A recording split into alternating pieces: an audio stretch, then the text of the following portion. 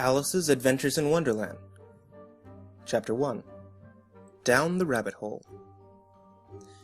Alice was beginning to get very tired of sitting by her sister on the bank, and having nothing to do. Once or twice she had peeped into the book her sister was reading, but it had no pictures or conversations in it.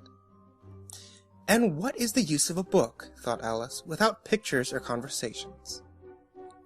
So she was considering in her own mind, as well as she could, for the hot day made her very sleepy and stupid, whether the pleasure of making a daisy chain would be worth the trouble of getting up and picking the daisies, when suddenly a white rabbit with pink eyes ran close by her. There was nothing so very remarkable in that, nor did Alice think it so very much out of the way to hear the rabbit say to itself, oh dear, I shall be late."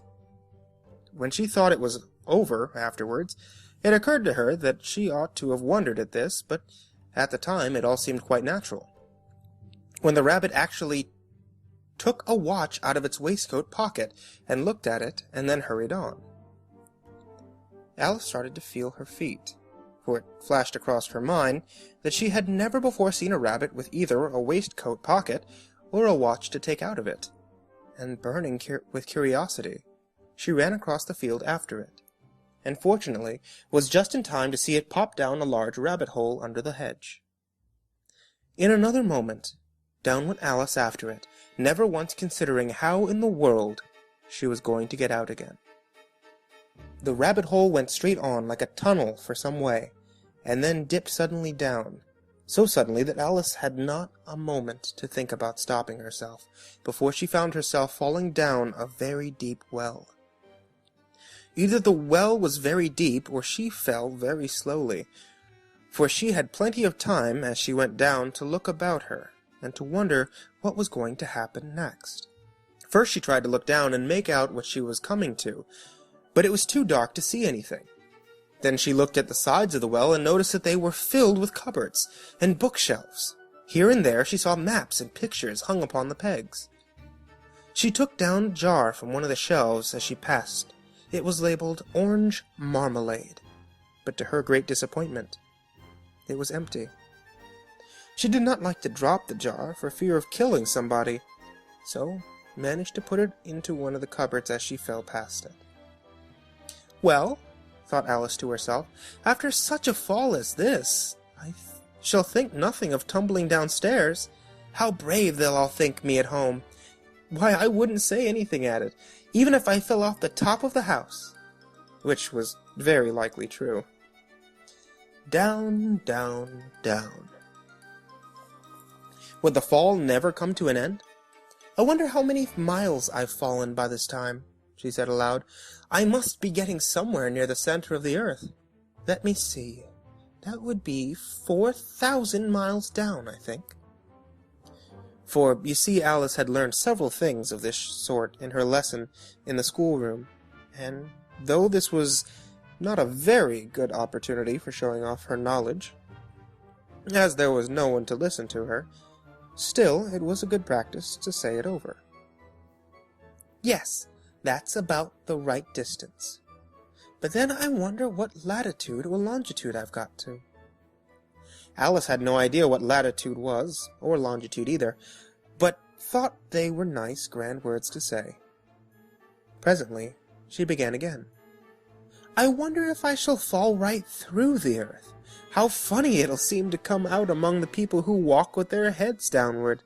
The antipathies, I think." She was rather glad that there was no one listening this time, as it didn't sound at all the right word. "But I shall have to ask them what the name of the country is, you know. Please, ma'am, is this New Zealand or Australia?" And she tried to curtsy as she spoke. Fancy curtsying as you're falling through the air. Do you think you can manage it? "And what an ignorant little girl she'll think me for asking. No, it'll never do to ask. Perhaps I shall see it written up somewhere." Down, down, down.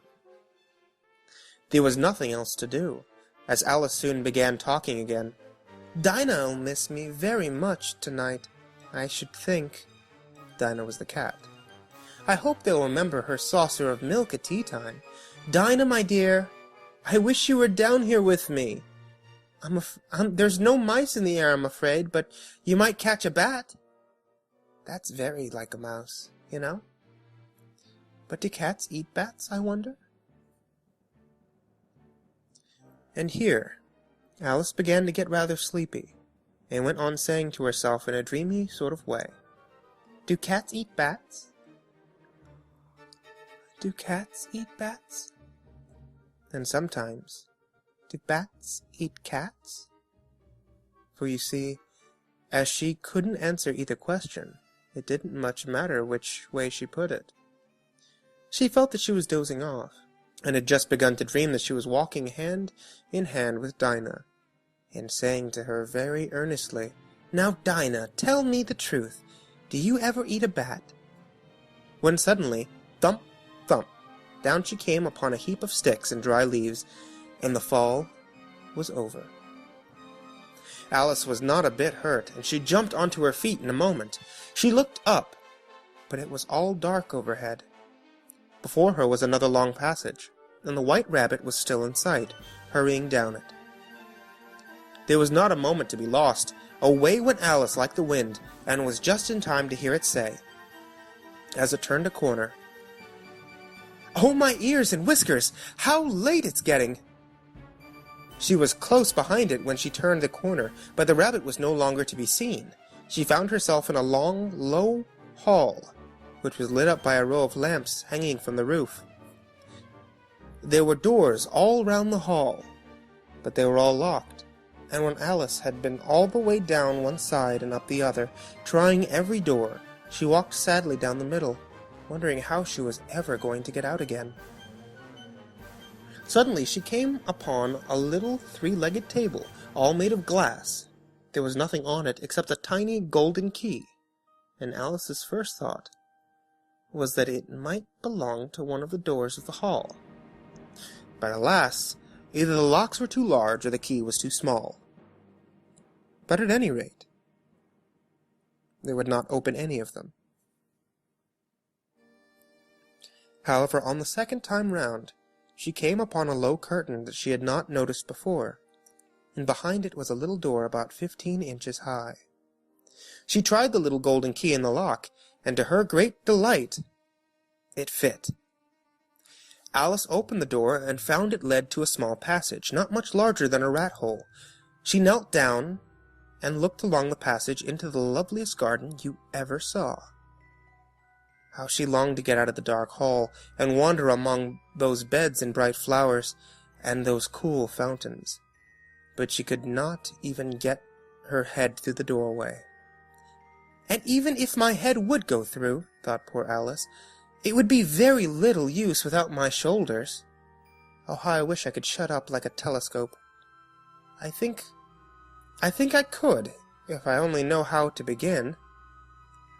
For you see, so many out-of-the-way things had happened lately, that Alice had begun to think that very few things, indeed, were really impossible. There seemed to be no use in waiting by the little door. So she went back to the table, half hoping that she might find another key on it, or at any rate, a book of rules for shutting people up like telescopes. This time, she found a little bottle on it. "Which certainly was not here before," said Alice, and round the neck of the bottle was a paper label, with the words, "Drink me," beautifully printed on it with large letters. It was all very well to say "drink me," but the wise little Alice was not going to do that in a hurry. "No, I'll look first," she said, "and see whether it's marked poison or not." For she had read several little histories about children who had got burnt and eaten up by wild beasts and other unpleasant things, all because they would not remember the simple rules their friends had taught them, such as that a red-hot poker will burn you if you hold it too long, and that if you cut your finger very deeply with a knife, it usually bleeds. And she had never forgotten that if you drink much from a bottle marked poison, it is almost certain to disagree with you, sooner or later. However, this bottle was not marked poison, so Alice ventured to taste it. and finding it very nice. It had, in fact, a sort of mixed flavor of cherry tart, custard, pineapple, roast turkey, toffee, and hot buttered toast. She very soon finished it off. "What a curious feeling," said Alice. "I must be shutting up like a telescope." And so it was indeed. She was now only 10 inches high, and her face brightened up as the thought that she was now the right size for going through the little door into the lovely garden. First, however, she waited for a few minutes to see if she was going to shrink any further. She felt a little nervous about this, for it might end, you know, said Alice to herself, in me going out altogether, like a candle. I wonder what it should be like. I wonder what I should be like then. And she tried to fancy what the flames of a candle is like after the candle is blown out, for she could not remember ever having seen such a thing. After a while, finding nothing more happened, she decided to go into the garden at once. But alas for poor Alice, when she got to the door, she found she had forgotten the little golden key, and when she went back to the table for it, she found that she could not possibly reach it. She could see it quite plainly through the glass, and she tried her best to climb up one of the legs of the table, but it was too slippery. And when she had tired herself out with trying, the poor little thing sat down and cried. "Come, there's no use in crying like that," said Alice to herself rather sharply. "I advise you to leave off this minute." She generally gave herself very good advice, though she very seldom followed it. And sometimes she scolded herself so severely as to bring tears into her eyes.